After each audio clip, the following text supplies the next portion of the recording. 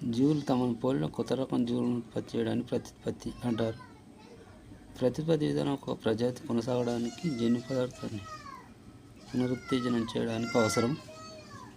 మానవుడు లైంగిక ద్విరూపత కలిగి ఉంటాడు కాబట్టి ప్రత్యుత్పత్తి సంబంధిత నిర్మాణాలు రెండు రకాలు. ఒకటి పురుష ప్రత్యుత్పత్తి వ్యవస్థ, రెండు స్త్రీ ప్రత్యుత్పత్తి రకాలు.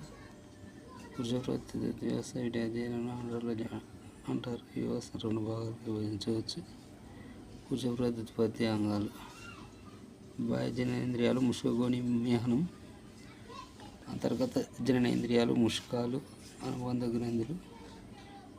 ముష్కాలు శుక్రకణాలు, అనుబంధ గ్రంథులు, పౌరుష గ్రంథులు, కౌఫర్ గ్రంథులు. ముష్కాలు ఒక జత ఉండి ఇవి ముష్కగోనిలో అమరి ఉంటాయి. ఉదరపురానికి బయట ఉండేటటువంటి ముష్కగోనిలో శరీర ఉష్ణోగ్రత కన్నా 2 సెంటీగ్రేడ్లు తక్కువగా ఉండడం వలన శుక్రోత్పత్తి దోహదపడుతుంది.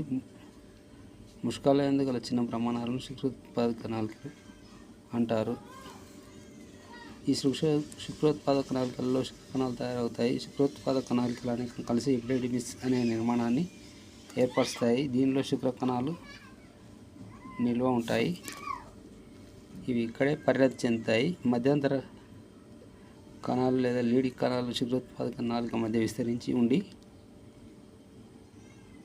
టెస్టోస్టిరాన్ను ఉత్పత్తి చేస్తాయి. పరిపక్వత చెందిన శుక్రకణాలు శుక్రవాహికల ద్వారా ప్రసేకంలోకి చేరే ముందు కొన్ని గ్రంథులు, స్రావాలు కూడా వీర్యంగా తయారవుతాయి. పౌరుష గ్రంథి ప్రసేకానికి పైభాగాన ఉండి స్రావకాలను ప్రసేకంలోకి విడుదల చేస్తుంది.